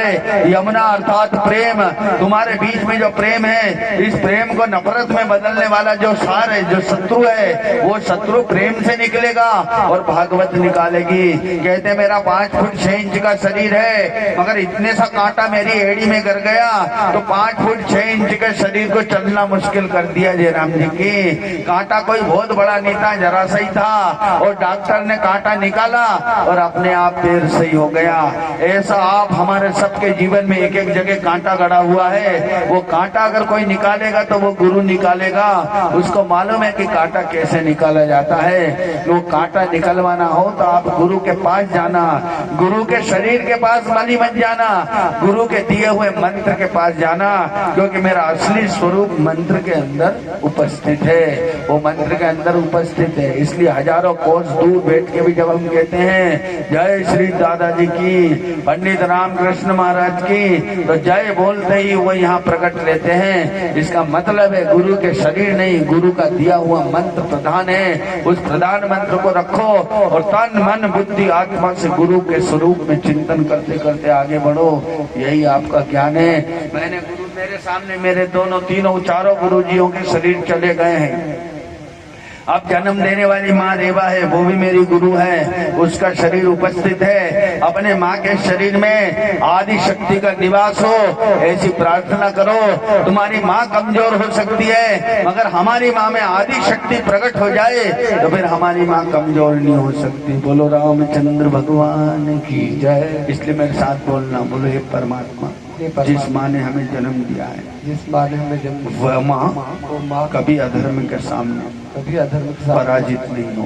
पराजित नहीं। हम श्रीमद् भागवत महापुराण से महापुराण आज मांग रहे हैं, आज मांग रहे हैं जिस माँ ने हमें जन्म दिया है, हमें जन्म दिया, उस माँ को हम प्रणाम करते हम प्रणाम। हैं। यदि कलिकाल ने कलिकाल हमारी माँ को हमारी माँ पराजित किया है, तो आज भागवत महापुराण हमारी जन्म देने वाली माँ हमारी जन्म रेवा मैया को रेवा मैया कलयुग पर कलयुग की समस्त शक्तियों पर कलयुग के समस्त विजय प्राप्ति का बल आज की कथा प्रदान करें। हमारी माँ ही कंस का नाश करने की शक्ति हमारे शरीर को प्रदान करें। ये एक मेरी माँ के लिए नहीं है, ये तुम सब अपनी अपनी माँ के लिए मांग सकते हो। स्त्री भी मांग सकती है, पुरुष भी मांग सकती है, क्योंकि माँ का कर्जा औरत पे भी है और आदमी पे भी है। दोनों को दूध पिलाया है उसने,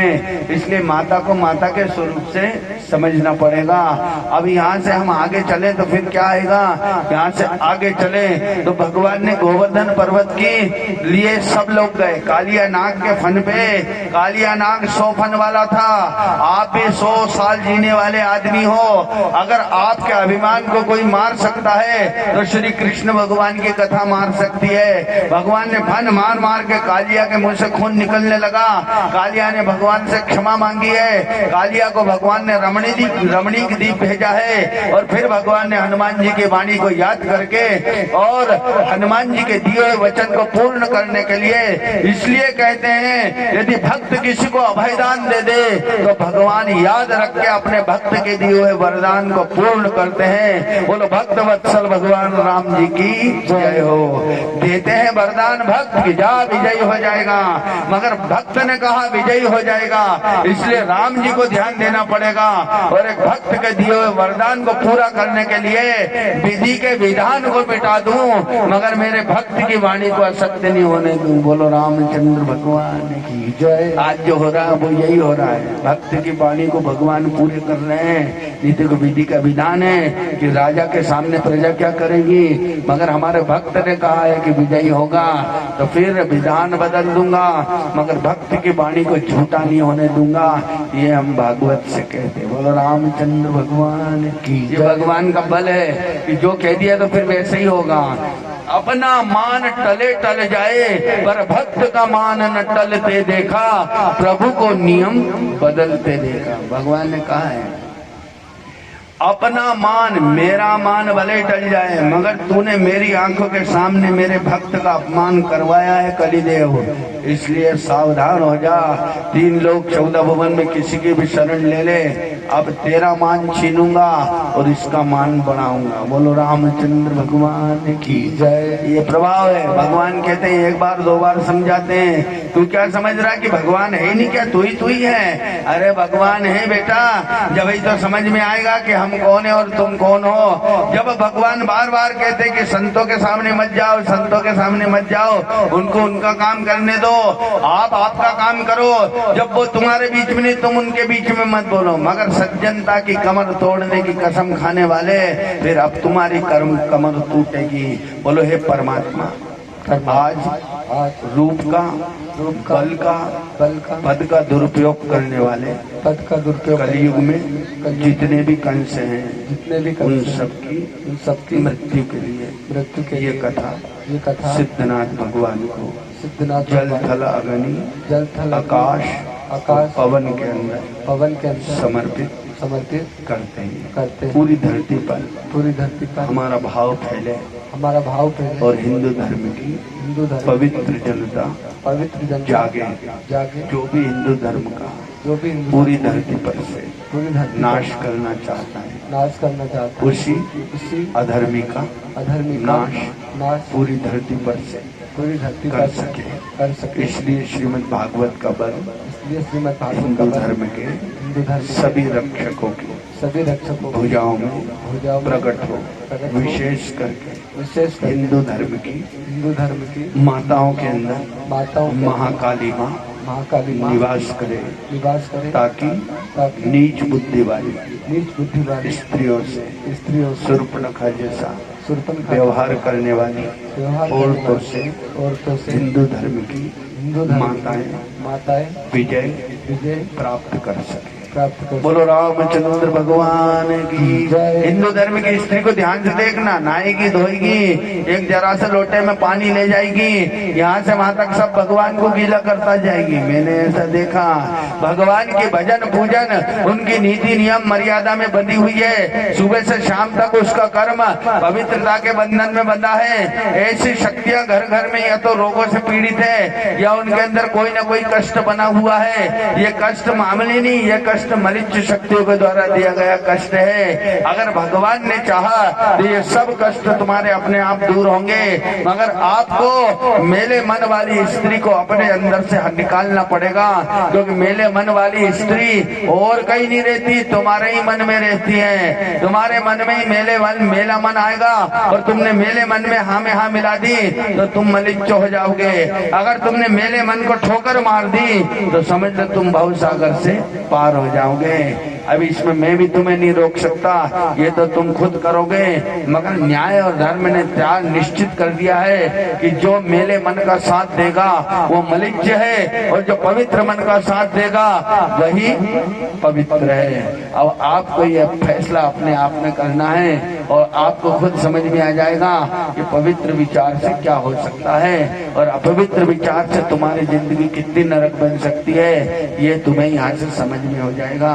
बोलो हे परमात्मा, हे परमात्मा, नर्मदा मैया नर्मदा में पवित्र शक्तियों की आंखों में निवास करे करें और अपवित्र शक्तियों का अपवित्र नाश करे। ब्राह्मणों के सही सभी साध्वी जो ईश्वर की प्राप्ति के लिए विवाह नहीं किया है, ईश्वर को प्राप्त करने के लिए अपने गुप्त मन के पति को मन में मान लिया है। उनकी धारणाएं पूर्ण भी हो और उन्हें ईश्वर की प्राप्ति हो। यदि मन गंदगी के पास पापी के पास है तो पाप मुक्त कराए और पापी के बंधन से उन साध्वियों को मुक्त कराए जो ईश्वर की प्राप्ति के लिए अपना जीवन न्यौछावर कर चुकी है। क्योंकि जो ईश्वर के नाम से ठगाता है उसकी लाज सदैव ईश्वर ही रखते हैं। बात इतनी सी है कि ईश्वर को धोखा देने के बजाय अपनी गलती मानना सीखो। अगर आपने अपनी गलती मानी है तो तुम्हारा कल्याण अवश्य होगा। गलती नहीं मानी है तो तुम्हारी जिंदगी नरक अवश्य बनेगी। क्योंकि नरक से छुड़ाने वाला ही धर्म पुरुष है। बोलो धर्म पुरुष की जय। धर्मेश्वर महादेव की जय। नमः पार्वती पते हर हर महादेव। भगवान कहते हैं सत्य का साथ दोगे तो सत्य तुम्हारा साथ अपने आप देगा। यही जीवन में गलतियां किसी से भी हो सकती है। एक बार और मेरे साथ बोलना, बोलो हे परमात्मा, जब हमारे अंदर गंदे विचार आते हैं तो हम गंदे विचारों का साथ देने लगते हैं। यही हमारा अपराध है। आज की कथा सुनने के बाद हमारे गंदे मन का साथ नहीं देंगे। गंदा मन हर स्त्री पुरुष के अंदर रहता है, किंतु गंदगी को हराने का बल भी हर स्त्री पुरुष के अंदर रहता है। गुरु मंत्र जिनके पास है वे गंदे मन को हरा सकते हैं। आप जब भी गंदे विचार आए तो गुरु मंत्र के साथ लेके बैठो, अपने आप में सुधार आ जाएगा। मगर गंदे मन के साथ आ गए और गुरु मंत्र जेब में रख लिया जयराम जी की, तो फिर गुरु मंत्र क्या करे, मरोगे जयराम जी की, फिर कुछ नहीं होगा। जब भी मन में गंदे विचार आए, जब भी हमें किसी के बारे में बुरा विचार आए, जब हम किसी का नाश करना चाहें, किसी की इज्जत पे धावा बोलना चाहें, या किसी को बर्बाद करना चाहे तो एक बार खड़े होके राम राम राम राम करके देखो, अपने आप समाधान मिल जाएगा और आप किसी का बुरा कर ही नहीं सकोगे। बुरा करने से पहले 10 बार विचार करोगे और अपने आप शुभ कर्म करना शुरू कर दोगे। ये आपको गुरु मंत्र से ये ताकत मिलेगी, इसलिए गुरु मंत्र करके देखना। और नहीं तो ये जड़ भरत की तरह गुरु मंत्र करना, पाप भी कर रहे हो राम राम भी कर रहे हो तो जड़ भरत हिरण बन गया। ऐसे ही पाप कर्म करते करते राम राम राम राम और पाप भी कर रहे हो राम राम भी कर रहे हो तो आधा पैर नरक में और आधा पैर स्वर्ग में रहेगा। ना तो इधर का सुख पा पाओगे ना इधर का सुख पा पाओगे। इसलिए जो कर्म कर रहे हो उसको दृढ़ता से ईमानदारी से राम राम राम राम राम जो तरीका है उसी तरीके से करो, आपको ज्ञान मिल जाएगा। अरे बुरे कर्म करते समय में भी राम नाम होता है, मगर बुरा कर्म करने वाला कौन है उसको अलग से देख लो और अपने आप को अलग कर लो, अपने आप आपको उत्तर मिल जाएगा। यहाँ गोवर्धन पर्वत की कथा से आपको ज्ञान हो जाएगा। भगवान सब साथियों से क्या बोल रहे, चलो अब गोवर्धन की पूजन करेंगे और इंद्र की पूजन नहीं होगी। इंद्र की पूजन बंद करा दी, गोवर्धन की चालू करा दी है। अब गोवर्धन की पूजन के लिए सब लोग जा रहे हैं। ये भजन आप भी गाना, ये भजन गाने से ही आपको 84 के फंदे से छुड़ाने की ताकत आ जाती है। ये 84 कोष का परिक्रमा, गोवर्धन का परिक्रमा के साथ साथ 84 कोष का परिक्रमा भी होता। बोलो गोविंद। जय जय गोवर्धन महाराज उतारो भव सागर से पार। जय जय गोवर्धन महाराज उतारो भव सागर से पार। धारे माथे मुकुट विराजे कर में मुरलिया बाजे। हर माथे मुकुट विराजे कर में मुरलिया बाजे। जय गोवर्धन महाराज उतारो भव सागर से पार। जय जय गोवर्धन महाराज उतारो भव सागर से पार। विराजे कर में मुरलिया बाजे। माथे मुकुट विराजे कर में मुरलिया बाजे। जय जय गोवर्धन महाराज उतारो भव सागर से पार। जय जय गोवर्धन महाराज उतारो भव सागर से पार। गोविंद भगवान की जय। भगवान का गोवर्धन महाराज के पूजन के लिए सब चले गए। गोवर्धन का हलवा पूड़ी मालपुआ का नैवेद्य लगा दिया और गोवर्धन से कहा भैया हम वापस आने वाले हैं, फिर यही आएंगे। इंद्र को मालूम पड़ा कि ईंट पत्थर पुजवा दिए, घोड़े पत्थर पुजवा दिए, मेरा अपमान करवाया। इस ग्वाले को छोरों को देखूंगा। सब मेघों को बुलाया, भयानक बरसात करवाई। और भगवान ने एक दिन पहले क्या बोलते हैं, कल गाय बैल की रस्सी खोल देना। वो पड़वा का दिन था, सबने गाय बैल की रस्सी खोल दी। गाय बैल खुले घूम रहे हैं। इंद्र ने भयानक बरसात की है तो कहते हाथी के सूंड के समान बरसात की तो कौन बचा होगा। गली गली में पानी भर गया। सब लोग भगवान कृष्ण के पास गए, बोले कन्हैया बहुत बुरी आफत आ गई, अब क्या करें, इंद्र का कोप आया है। अब इंद्र के कोप से हमारी रक्षा कौन करेगा। तो सब लोग सरल भाव से भगवान से कह रहे हैं, सांवर शरणागत तेरी बिरज दल इंद्र ने घेरी। सांवरा शरणागत तेरी बिरज दल इंद्र ने घेरी। इंद्र जब कोप बरसे नयन घन आनंद घन बरसे। इंद्र जब कोप बरसे नयन घन आनंद घन बरसे। बरस बरस के हारियों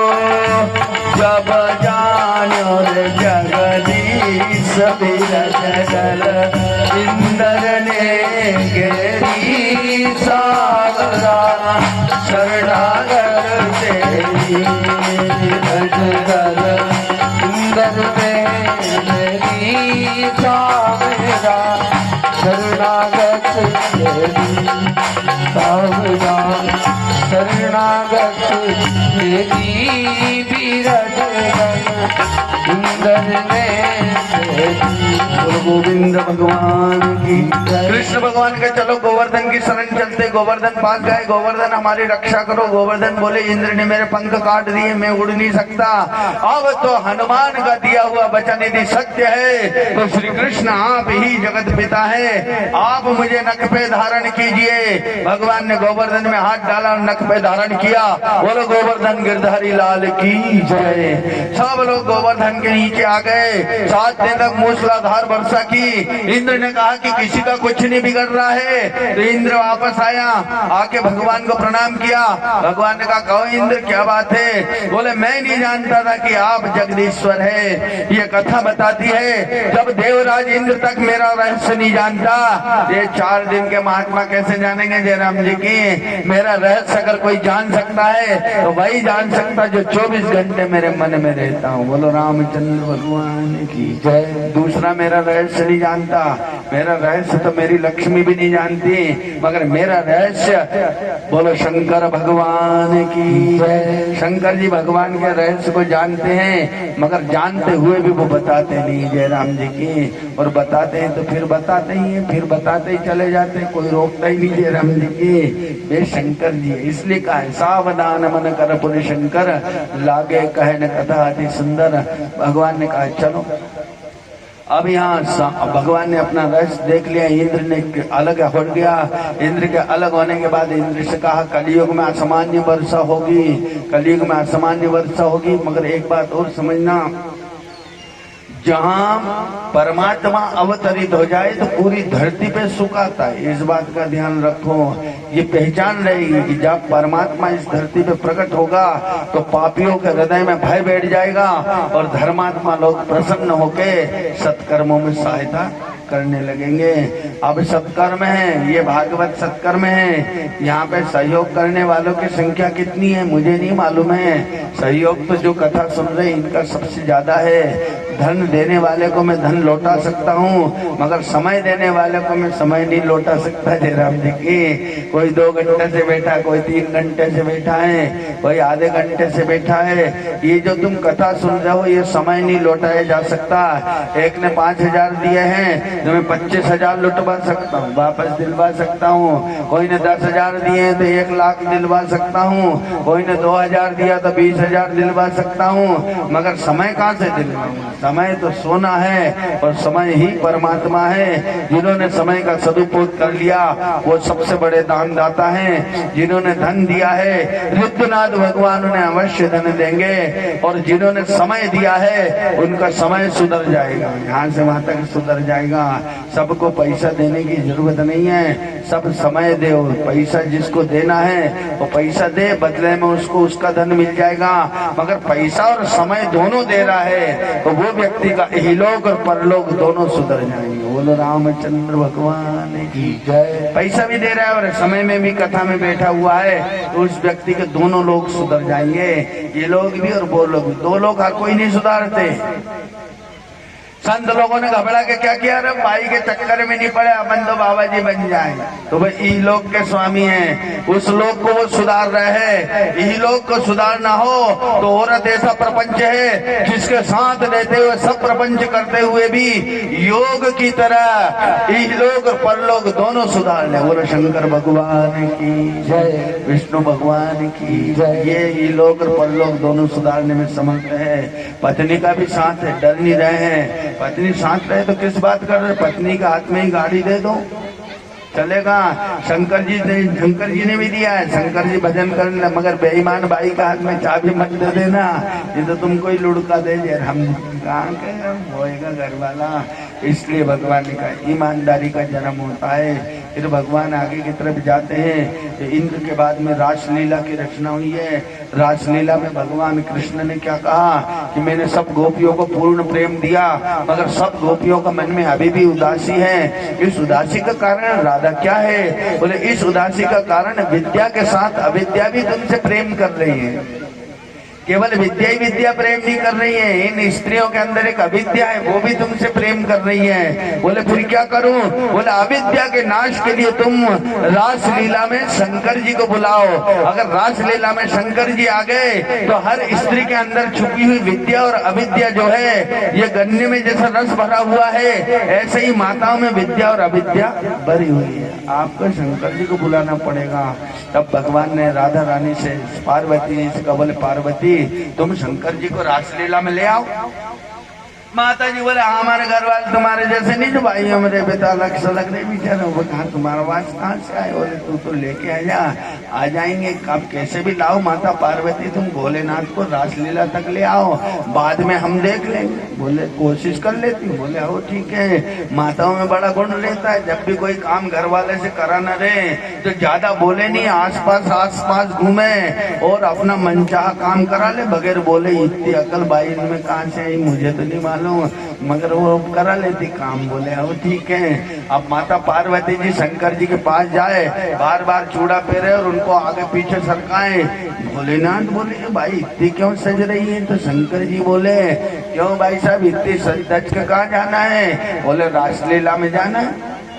कहाँ जाओगे रासलीला में? बोले धरती पे कृष्ण रासलीला रचते हैं। बोले अच्छा तो मैं भी चलूं। बोले अरे तुम क्या करोगे जाके वहाँ? सब भाई भाई हैं जाए। मैंने मन में क्या कराना और ऊपर से बात क्या करना है, ये भाइयों से सीखो जयराम जी की। वो कराने की उधर सोचो, इधर इतनी अकड़ के बताए कि जैसे सही में कोई गरज ही नहीं हो जयराम जी के। बाकी गरज रे माता जी को गरज थी, माता जी ले जाना भी चाहती थी, मगर भोलेनाथ से बात कैसी करे? आज क्या करोगे? मैं भाइयों में तुम तो रहने ही दो। नहीं मैं तो जाऊंगा। भगवान जिद करने लगे, मैं तो जाऊंगा। बोले जाओगे तो वहां सब भाई भाई हैं, भैया तो एक कृष्ण ही है। तो शंकर भगवान बोले हम भी भाई बन जाएंगे। बोले कैसे बनोगे? तो बोले अभी हाल बनते हैं। जो स्वरूप का ध्यान किया तो शंकर जी तब सुंदर भाई बन के खड़े हो गए, मगर अभी ऊंचे तो ऊंचे ही थे, सब भाइयों से एक सवा हाथ ऊंचा। तो पार्वती जी बोले भाई तो बन गए, मगर इतनी ऊंची टड़ांग भाई एक भी नहीं है सभा में, मैं हर साल जाऊँ। शंकर जी बोले भले ही जाती हो, अपन तो चलेंगे। बोले और ठीक है। अब शंकर जी चले तो भाइयों को कपड़े पहने, तो भाइयां की चाल चल सकती है, मगर भैया को अगर भाई के कपड़े फिरा दो तो फिर भाइयों की चाल चलते थोड़ी बने हुए, तो जन्मजात भैया। तो शंकर जी तो ऐसे ऐसे दो ही हाथ से यूं चले। तो बोले ओ भगवान भाई बन गए तो क्या हुआ, जरा भाईचारा का लक्षण से चलो। क्यों कैसा लक्षण? बोले नीचे देखो। अच्छा चले गए छाती टांग के, कोई भाई नहीं चले, तुम ही चल रहा हो। शंकर जी बोले हो भैया थोड़ी देर नीचे हो जाए, फिर चले, फिर भूल जाए, क्योंकि भोलेनाथ है। उनके तो मन में एक ही बात है कि अपन देखेंगे रासलीला में क्या हो, अपन देखेंगे रासलीला में क्या हो। और रासलीला में शंकर जी चले गए, ऐसे बैठे हुए हैं। और कृष्ण भगवान रासलीला में जो आए, जो निगाह डाली तो शंकर जी पे ही निगाह गई। बोले कोई भाई के साथ नहीं नाचेंगे, अपन तो यही भाई का साथ नाचेंगे। तो शंकर जी पसीना पसीना होगा। बोले मैं कभी भाई जैसा नाचा ही नहीं। बोले तो पार्वती जी से बोले पार्वती तू मेरा साथ मत छोड़। पार्वती जी बोले कि तुम आया ही काय के लिए? अब तुम्हारे तुम जानो, हमारी हम जाने। शंकर जी पार्वती जी के साथ साथ रहे। बोले मैं भाइयों जैसे कैसे नाचूं? बोले भाइयों में कहिए दो हाथ इधर दो हाथ इधर, थोड़ा कोई सा आंख मत मिलाओ, नाचना शुरू कर दो तो अपने आप ही नाचना हो जाए, कोई जरूरत ही नहीं। शंकर जी ने कहा ठीक है। अब थोड़ी देर शंकर जी नाचे, मगर भगवान ने बांसुरी के सात ही स्वरों से क्या कहा? बोले सात ही ईश्वर महादेव है, ये महादेव है, स्त्री बन के आए हैं, मगर महादेव का समस्त स्त्रियों का स्वामी, समस्त गोपियों का स्वामी बनाना है। इसलिए शंकर जी को होश नहीं रहना चाहिए कि ये आदमी है कि भाई बन के आए हैं, ये होश नहीं रहना चाहिए। और जो बजाना शुरू किया तो थोड़ी देर तो शंकर जी को रहा कि अपन भाई का कपड़ा पहरिया है, भाई का कपड़ा पहरे हैं। और जैसे ही समय आया स्वर सिर में प्रवेश कर गए और शंकर जी नाचने लगे। तो थोड़ी देर बाद क्या बोल रहे हैं? सिर से साड़ी खिसक गई है, मुस्काए बनवारी आ गए, आ गए गुल वो भोले भंडारी बनकर सुंदर नारी आ गए, आ गए पार्वती जी मना के हारी नाम मने त्रिपुरारी आ गए, आ गए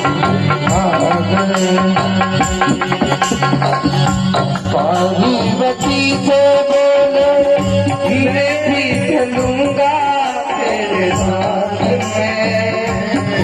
तेरे साथ में राधा संग श्याम नाचे मैं भी नाचूंगा तेरे साथ में, तेरे साथ में बजने बजने भारी हम दिखा दो प्यारी बिरज गुल भोले भंडारी बनकर सुंदर नारी बिरज आ गए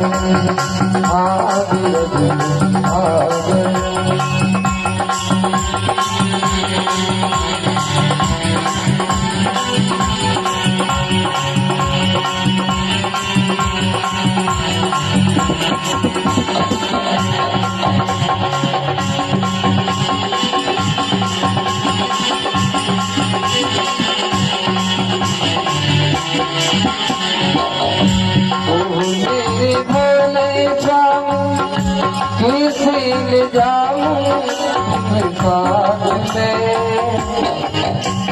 साथ में मोहन के सिवा कोई खुशी न आए इस रात में देगी सारी रखी नारी मन बात हमारी बिरज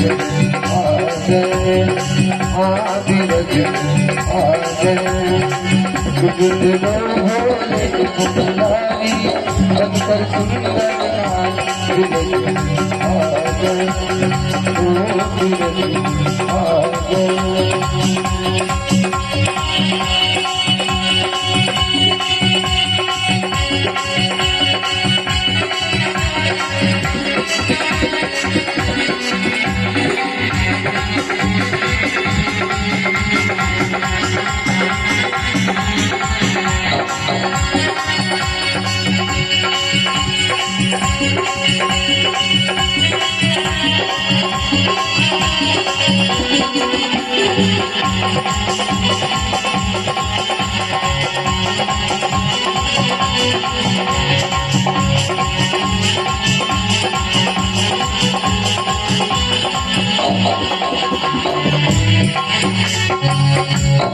सरस्वती ने कहा मैं हार जाऊं इस रूप में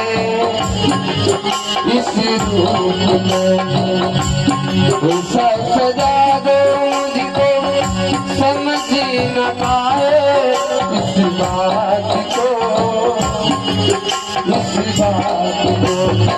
कोई बेचारी नारी मनोबात हमारी बिरज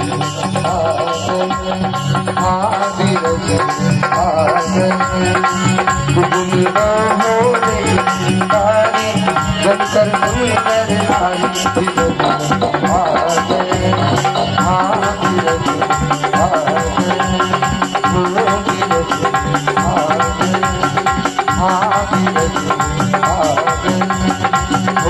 बिरज आ गए अपचिति प्रभु ना